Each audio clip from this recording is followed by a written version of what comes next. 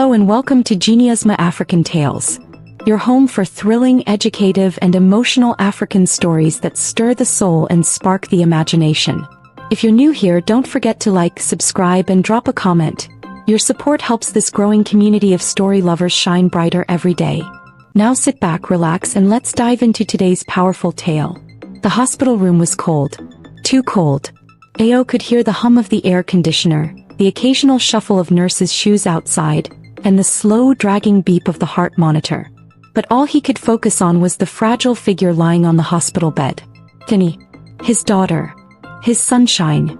Her once bouncy curls were now plastered to her forehead with sweat. Her lips, always quick to smile, were cracked and pale. Her small chest rose and fell slowly, painfully, each breath sounding like it was being pulled through broken glass. Ayo leaned closer, brushing her damp hair aside. "Tenny baby, Daddy's here. Just hold on, okay?" Her eyes fluttered open. Eyes that used to dance with mischief now looked empty, lost. She tried to smile but failed. "Water," she whispered. Her voice was barely air. Bola, standing beside them, quickly reached for the plastic cup by the bedside and helped lift her daughter's head. The cup trembled in her hand. She tried to steady herself, tried to smile, but her face was a storm of fear. Tenny took one sip, then weakly pushed it away. Even that little was too much. Her throat was too dry. Her body too weak. She turned her face to the side, her breath shallow. The machines beeped faster. Then slower. Ayo's chest tightened. Bola began to cry softly. "Tenny, please, you're strong. You're my strong girl." A nurse rushed in, then another. One adjusted the 4 drip. Another tapped the monitor. Ayo's hand was still clutching Tenny's. Her tiny fingers were cold now. Then it happened. Stillness. No breath. No blink. No movement. The machine gave one long beep. "No, no, no, no, no," Bola screamed. She grabbed her daughter, shaking her gently, rocking her. "Tenny, wake up. Tenny, please. Don't go. Mommy is here. Wake up." Ayo froze. His knees gave way. He dropped to the floor beside the bed, hands shaking, eyes wide in disbelief. He couldn't even scream. He couldn't cry. He just stared at his little girl. His little girl who wasn't moving anymore. Felt like the entire world had stopped. The nurses tried to pull Bola away. She clung to her child, screaming. Her voice was raw, breaking. She kept repeating the same words. "No, not my baby. Not my Tenny." One nurse turned off the monitor. Another covered the child's body gently with a white sheet. White. Final. Dead. The room felt like a tomb. In that moment, something inside both Ayo and Bola broke. Not just their child. Not just a life. But their joy. Their future. Their faith. 4 days afterward, Bola refused to leave Tenny's room. She would sit on the floor beside her daughter's empty bed, clutching one of her tiny shoes in her hands, rocking back and forth like a mother cradling a ghost. Ayo didn't speak. He didn't eat. He didn't go to work. His phone rang non-stop. Friends, family, colleagues. But he let it ring. Nothing mattered anymore. He would walk into the living room, then forget why he was there. He would sit for hours, staring at the last drawing Tenny made, 2 stick figures holding hands under a crooked sun. They buried her on a Wednesday. It rained. As the tiny white coffin was lowered into the ground, Bola screamed so loudly the birds flew out of the trees. Ayo held her, but he felt hollow. Like his soul had been buried too. People came. People cried. People prayed. But nothing could fix what had shattered inside them. Nothing could fill the silence that came after. And in that silence, the guilt crept in. Bola sat on the edge of the bed, her hands in her lap, staring at nothing. Ayo paced the room. It was the first time they had been alone since the funeral. The first time they could talk, but neither of them had the strength. Ayo finally stopped pacing. "We have to talk." Bola's head turned slowly, her eyes swollen and empty. "Talk about what?" He hesitated. "The truth." She blinked. "Which truth?" He looked down, took a deep breath, and said the words he'd kept locked inside for years. "We knew we were both AS." Bola flinched. Her lips trembled. So we should have known this could happen." Silence. The air felt like it was closing in on them. Bola stood, tears rushing to her eyes. "Don't you dare put this on me." "I'm not. I'm putting it on both of us. We were warned." Bola's voice cracked. But we were in love. We thought, maybe we'd be lucky. Ayo turned away. We weren't. The room was full of memories. Baby photos on the wall, Tenny's toys neatly packed in a corner. But now, everything looked like a museum of mistakes. They had fallen in love in university. Bola was studying nursing, Ayo was in engineering. Their love had been the kind that made people jealous. They laughed, danced in the rain, promised forever under campus trees. And then one day they had both taken a free genotype screening offered on campus. They had Googled it. They had spoken to a counselor. But they also believed their love was strong enough to beat the odds. After all, not every AS couple gave birth to an SS child. 1 in 4, the counselor had said. 1 in 4, Bola whispered, now voice shaking. Ayo nodded slowly. And Tenny was the one. She broke down, dropped to the floor, sobbing, screaming, hitting her fists against her own chest. I killed her. I killed my baby. Ayo rushed to her, held her, rocked her. But he was crying too. Both of them broken, crushed under the weight of a secret they had ignored. Love had blinded them. But science did not care. The pain was real. The price unbearable. Now with Tenny gone, they had no choice but to face the truth. Their love had cost a life. And cost it too. Before there was death, there was laughter. Before the tears, there was music. Ayo and Bola's wedding was the kind that small-town dreams were made of. Bright Ankara dresses, jollof rice served hot from giant pots, and a crowd that danced until their feet ached. Under the canopy, Ayo had taken Bola's hands, smiling so hard his cheeks hurt. I'll love you forever, he had whispered. She smiled back. Even if we're both stubborn? Especially then. Nobody talked about genotype that day. Nobody brought up the medical screening from months before. It was their secret. Their little gamble. They had sat with the church counselor weeks before. When the man asked, have you both done your genotype tests? They nodded. And the results? Yes, Ayo had replied. The counselor frowned. You know what this means. We've prayed about it, Bola said quickly. God will make a way. Rumensight. He said a lot of things, statistics, heartbreak, risks, but in the end he gave his blessing. Because love was louder than logic. And culture louder than caution. Their parents had questions, of course. But when they saw how happy the couple looked, how deeply they were in love, the objections melted. After all, didn't thousands of AS couples have children who were perfectly fine? They told themselves what they needed to hear. And the wedding went on. And the pregnancy came. And the joy overflowed. Until the day the baby was born. And the doctors said, we need to run more tests. Bola stood in the pediatric ward, arms crossed, waiting for the nurse to return with Tenny's latest blood results. She had been here too many times, so many that the scent of antiseptic now lived in her nostrils. She could walk the hallways with her eyes closed. She knew which nurses were kind, which ones whispered behind her back, and which ones tried to pretend everything was fine when it wasn't. But nothing could prepare her for that day. The day the doctor finally said it plainly. Mrs. Ayo, the consultant began, holding the file in his hands with an unsettling calm. We've confirmed her genotype again. She's SS. Bola blinked slowly as if she hadn't heard. She has sickle cell disease, he added gently. It's chronic. Lifelong. Bola's throat closed up. But we're managing it. She just had malaria. That's what this is, right? The doctor shook his head slowly. No, ma'am. This crisis was triggered by stress and cold. Her cells, they don't carry oxygen properly. That's why the pain is so severe. That's why she needs oxygen blood transfusions. This will happen again. And again. Her ears started ringing. The room began to spin. The doctor's lips kept moving, but all she could hear were memories. Warnings from their university counselor. Ayo's voice saying, we'll be fine. Her own voice, foolish and hopeful, saying, God is bigger than science. She stumbled out of the room, heart racing. She couldn't breathe. She ran into the hospital chapel and fell to her knees. Why? She cried. Why did I do this to my child? She curled into herself, rocking, weeping. Ayo found her there minutes later. He didn't ask what happened. He could tell.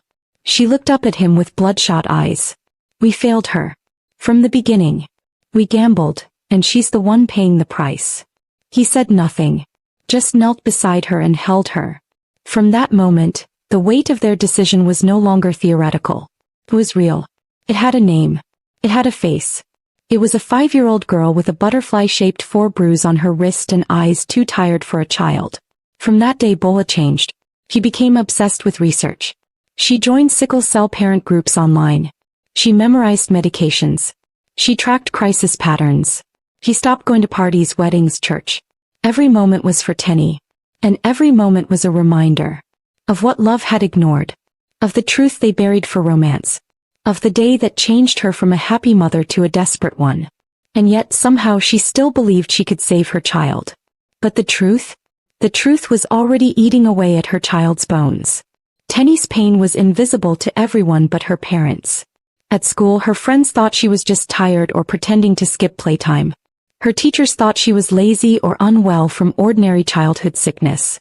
Even the neighbors whispered that she was weak, something shameful to be hidden. But behind closed doors, Tenny's body was a battlefield. Each day the tiny blood vessels inside her legs, arms and chest would clog and twist. The sickled cells blocked the flow of oxygen, choking her from the inside out. The pain came suddenly, sharp, stabbing like knives piercing her skin. "Mom, it hurts," she whispered one night, gripping Bola's hand so tight it turned white. Bola would sit by her bed, rocking her slowly, whispering promises she was desperate to keep. "It's okay, baby. We will get through this. Just breathe." But every breath was a battle. Ayo tried to hide his own tears, but his heart broke every time he saw Tenny's face scrunch with pain. He wished he could trade places with her, take her suffering away. Doctors said there was no cure. Only management. Painkillers, blood transfusions, hydration, rest. But none of those could heal the shattered blood cells or the growing fear in Tenny's eyes. One evening, after a particularly bad crisis, Tenny asked quietly, "Why did God let this happen to me, Mummy?" Bola's heart shattered into 1,000 pieces. How could she answer that? How could she explain that sometimes love and faith were not enough? That some things were tied to the blood, something you couldn't see or pray away? She held Tenny close and said, "Because you are strong, my daughter. Stronger than anyone knows." But the truth was, Tenny's strength was the only thing holding her fragile life together. Every time Tenny cried out in pain, every night spent in the hospital, every missed birthday, Bola and Ayo's guilt grew heavier. They had loved blindly. And now their love was a cage. The story of Tenny's invisible pain is the story of many children born to AS couples who did not understand or accept the risks. It is a warning. A call to families to know their genotype. To face hard truths. To prepare for the battles ahead. Because sometimes the blood carries more than just love. Carries a burden. The days after Tenny's first crisis were the hardest for Ayo and Bola. They sat in silence, the house feeling emptier than before, even with their little girl lying weak in her bed. The truth hit them like a storm. Their ignorance, their hope without knowledge had cost their child her happiness, and her life was now a daily struggle. Their families began to ask questions they had avoided before. Why didn't you do genotype testing before marriage? Did the doctors not warn you? Why didn't you listen? Each question felt like a blade slicing through their already wounded hearts. Bola wanted to scream. "We did know. We didn't understand. We were young. We thought love was enough." Ayo held her hand, tears filling his eyes. "We thought the odds were in our favor. But we forgot that sometimes love isn't enough to protect the ones you love most." They both wished they could rewind time. Go back to university, go back to that counseling session, go back to the moment they decided to ignore the warning. But there was no going back. Only forward. And forward meant more hospital visits. More nights spent holding a crying child in agony. More whispered prayers for relief that often didn't come. The heavy price of ignorance was no longer a theory. It was their daily reality. Even in the darkest moments, Ayo and Bola clung to hope. Hope that medicine would improve. Hope that new treatments might come. Hope that their daughter's smile would return and stay. They began to learn more about sickle cell disease, joining support groups and speaking to specialists. They met other families, some who had children with the same struggle, some who had lost children like them. Stories of pain, yes, but also stories of courage. One nurse told them about a new therapy that could reduce crises if started early. Another doctor spoke of the importance of proper nutrition and avoiding triggers. Ayo and Bola vowed to do everything they could. They became advocates. pushing for awareness in their community about genotype testing. They spoke to young couples, sharing their story in hopes no one else would suffer as they did. Still, every night as they watched Tenny sleep, the fear never left. Would this time be the last? Would they lose her too? The shadow of hope and fear hung over them, a delicate balance. They had learned that knowledge was power. But love alone was not enough. Even as Ayo and Bola fought to raise awareness, a heavy burden weighed on their hearts, the silence they had kept. They realized many couples around them also didn't know their genotype status. Some had children suffering quietly, hidden away, while others carried the same silent burden of guilt. Why was this such a secret? Why did so many ignore it? Ayo remembered the shame he felt the day they found out their genotype. He thought people would judge them, blame them. Bola feared being labeled cursed or unlucky. So they had kept quiet. They hid their pain. But silence did not protect their daughter. It left her vulnerable. And it kept others vulnerable too. At a community meeting, Bola spoke for the first time in public. With tears in her eyes, she shared Tenny's story. She begged parents to test their children, to learn their status, to accept help early. The room was silent. Some wept. Others nodded slowly. And from that day a small movement began. Because breaking silence was the first step to healing. The seasons changed, but Tenny's condition remained fragile. Some days she was full of laughter and light, running barefoot in the garden chasing butterflies. Other days she was curled up in pain, her tiny body trembling with every breath. Ayo and Bola became warriors. They fought for her every moment, hunting down the best doctors, pushing for treatment, researching new medicines. But beneath the surface, a quiet battle raged inside them. The battle between hope and despair. They feared what the future held. Would Tenny grow up? Go to school? Live a normal life? Or would sickle cell steal her away too soon? Their nights were sleepless, filled with whispered prayers and tears wiped away. They promised each other to never give up. For Tenny. For their lost dreams. For the chance of a tomorrow that still might be. One quiet evening, Bola sat by Tenny's bedside, her hand gently stroking her daughter's hair. The room was dim, lit only by the soft glow of a lamp. Tenny looked up, eyes tired but trusting. "Mama," she whispered, "will I get better?" Bola swallowed hard, fighting the lump in her throat. "We're doing everything, my love," she said softly. "We're fighting for you every day." Ayo entered quietly, joining them.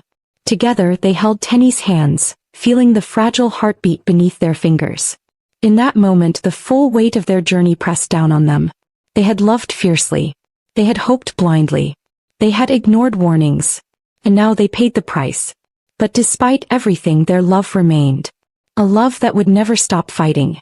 No matter the cost. The morning sun filtered weakly through the window. Ayo and Bola sat together in the clinic's waiting room, clutching each other's hands like a lifeline. Today was the day of Tenny's latest test results. The results that could change everything. The doctor came out with a serious look. "We have news," she said gently. Ayo's heart pounded. Bola's breath caught. "We've identified a new treatment plan.